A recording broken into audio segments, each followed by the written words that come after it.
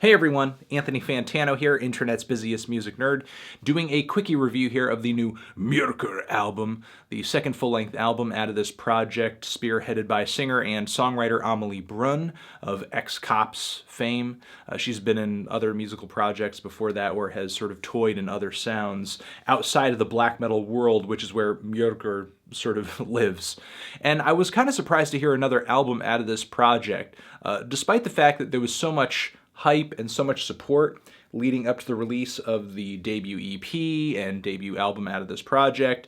Much of the black metal community was very negative toward this record because Amelie doesn't have this legendary storied past in the black metal world. She's sort of entering the genre, entering the sound, merely as an admirer of the style and the aesthetic, which honestly, I think there's more to black metal than just kind of being cult, but that's just me sort of commenting as an outsider.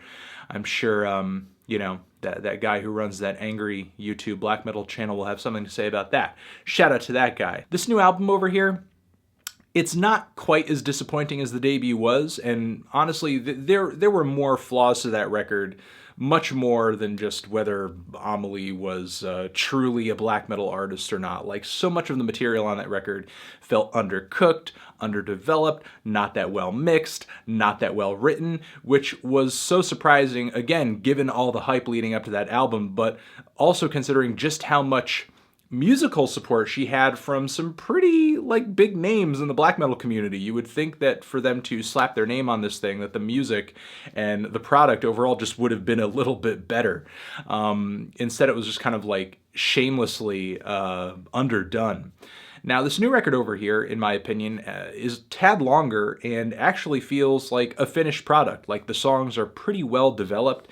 There's a great amount of musical and stylistic diversity across the album. Like, there's some decent, throttling, fiery, passionate black metal tracks on this thing, and then there are a lot of tracks that kind of balance those out with almost like a gothic folk or a neo-folk or a Nordic folk or kind of like this neo-classical goth vibe or something.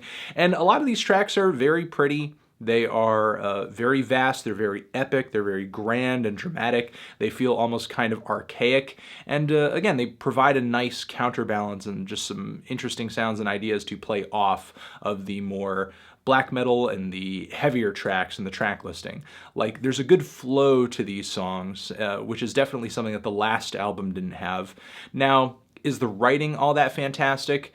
I mean, in my opinion, it's still okay, but these songs do actually feel well developed and are logically being built from finish to end and don't have these sudden, endings, or don't just sort of throw random ideas at you to sort of transition for the sake of transitioning because Amelie or whoever she was working with didn't have enough ideas to sort of logically carry out a particular segment of a song to actually create a great segue or bring it to a more sensible conclusion. Like, the tracks on here feel much more sensible overall in terms of composition.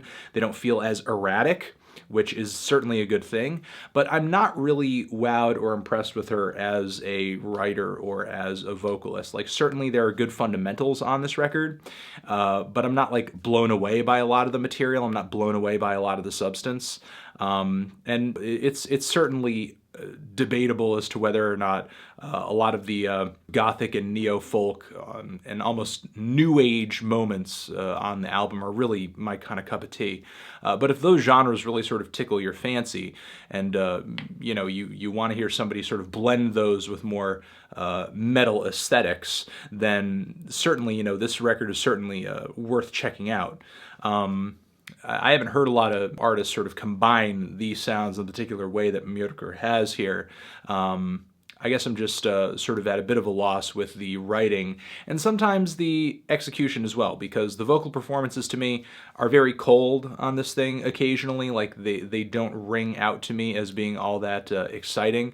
And there was even a moment on the song Crown where Amelie's singing almost struck me as like Lana Del Rey-esque in a way. There's a couple of Chelsea Wolfe features on here as well, and those are actually pretty fantastic. It's wonderful to hear her on this record, and potentially getting some crossover fame off of this, because them coming together for a project really actually does kind of make sense. Like, probably very similar fan bases and similar styles as well.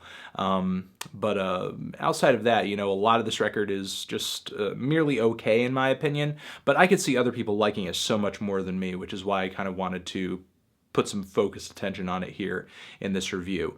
I'm not nutty about it, but certainly I would recommend it to metal fans that are into the folkier side of the genre, or are potentially looking for something in the black metal realm, but is a little bit easier to get into, isn't quite as I guess, antisocial and willing to push outsiders away. Potentially from here, now that there's certainly a good amount of fundamentals on this album, there's reason, at least for me, to look forward to the future, because if Amelie continues, she could build on top of this into a sound that is a little bit more original and ambitious. And that's essentially what I'm looking forward to from here.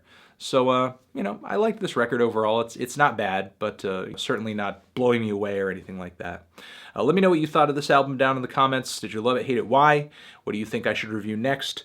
Click on the link next to my head of the review that I did for the past Myrkur record, or click on the link to subscribe to the channel. I'll see you guys in the next one. Forever